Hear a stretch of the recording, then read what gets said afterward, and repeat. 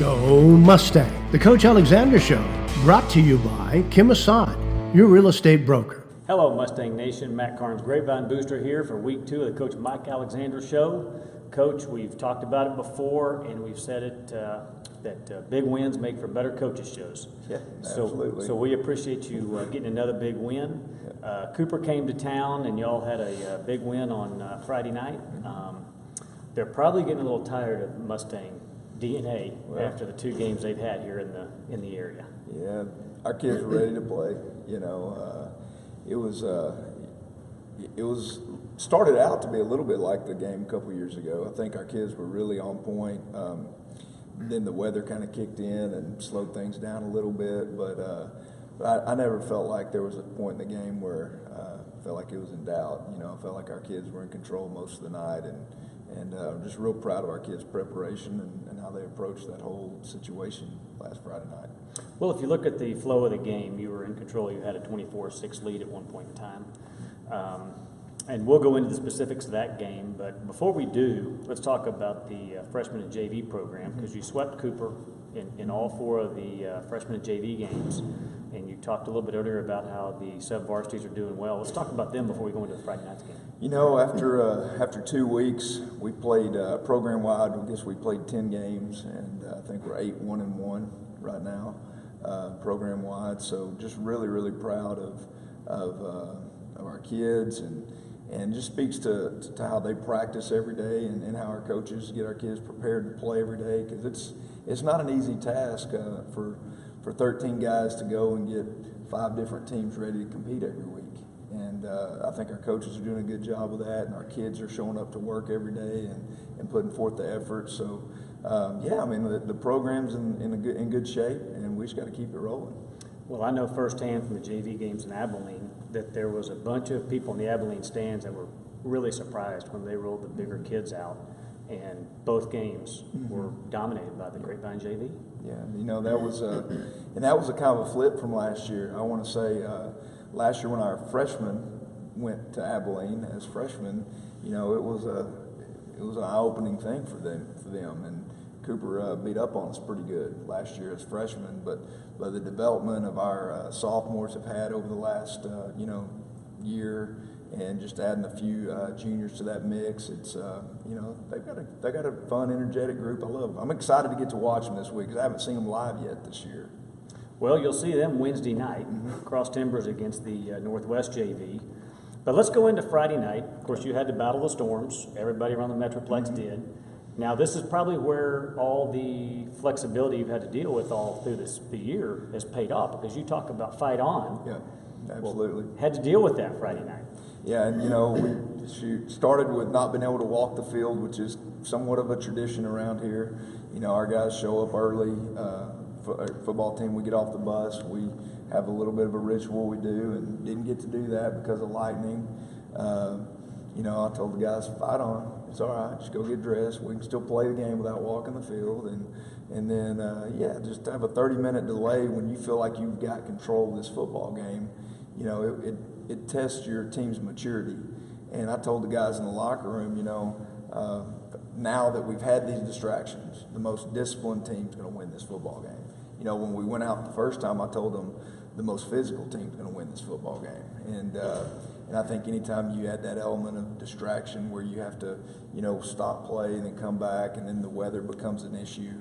But I was real proud of our guys. I mean, offensively, you think about it, how many times we snapped the ball the other night in pouring down rain and we had 1 turnover, so that's something to be proud of.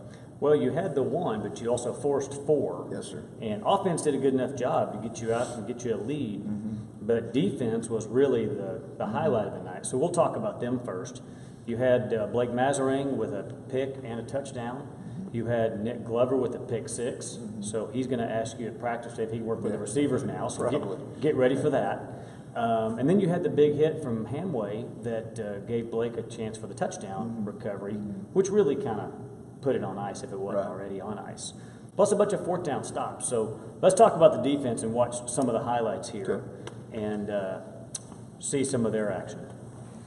So we knew early on we needed to spill all the run plays. We didn't want them to hit anything downhill, And so that's a perfect example right there of just getting to the point of attack early and making the ball bounce sideways.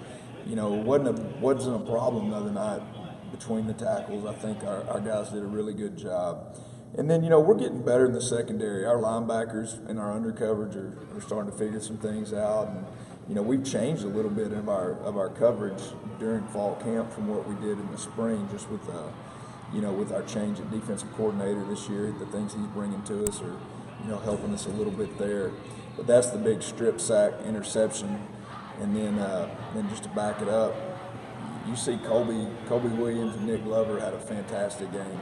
They played extremely fast and physical, put a lot of pressure on Cooper's offensive line, and they're playing at a high level right now. Well, they were very fast all night long. It looked like they just never really had an answer for those two guys, plus a lot of the other guys in the defense as well.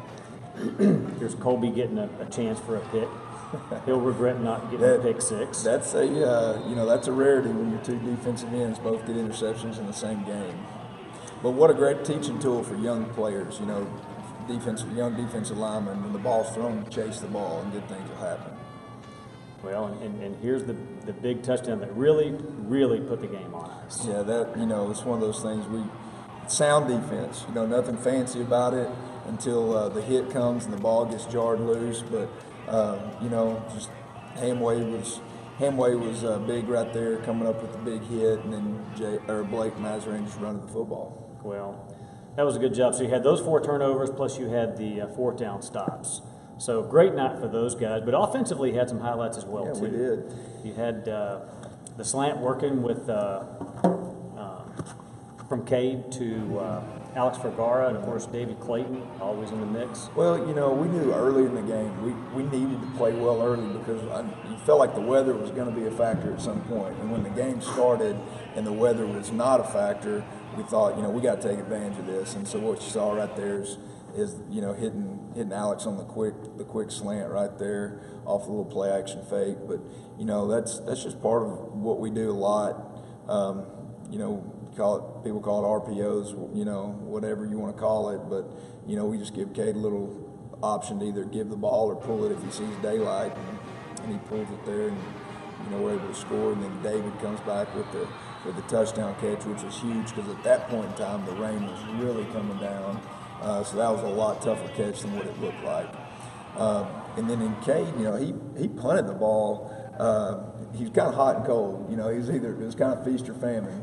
He punted really well, you know, at times, and then we had a couple of shank. But you know, like I said, the weather was a tough thing the other night, and but Cade's got a big time leg now. I mean, when he rears back and punts it, sometimes he can kick it 60 yards. So we're real excited for his future as our punter this year.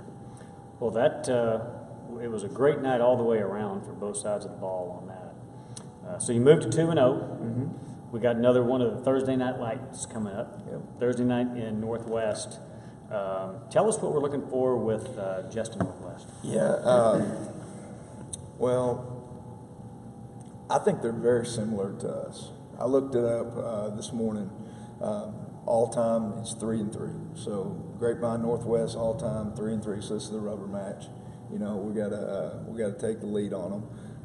But I think their team is very similar to us. Their skilled kids on offense are very talented, and we're pretty familiar with them because we played 7-on-7 with them most all summer. We've seen their kids. Defensively, they line up a lot like we do. They play the same style as we do. So it's going to be interesting. I think it'll be a very comfortable game, I think, for both our offense and our defense, because it'll feel a lot like spring ball in practice, because you know it's a lot of the similar styles, which I'm excited about. We need a week here after seeing some of the stuff we saw against Cooper to kind of settle back in and just run some base defense and see if we can get better at that. Well, good. Well, we'll see you out there Thursday night for the rubber match. We'll take the lead on Northwest. Saturday and Sunday, we got a big dove hunt coming up. Mm-hmm. Got a bunch of Grapevine players and dads heading out I'll be there to too. the dove hunt. Yeah. Looking forward to that. But we want to say thanks to the Booster Club and Mark Assad, the president, and all they do. And special thanks to Fred Ertz and his staff for helping bring this show each week. We will see you next week after the Northwest game. Go Mustang! The Coach Alexander Show, brought to you by Kim Assad, your real estate broker.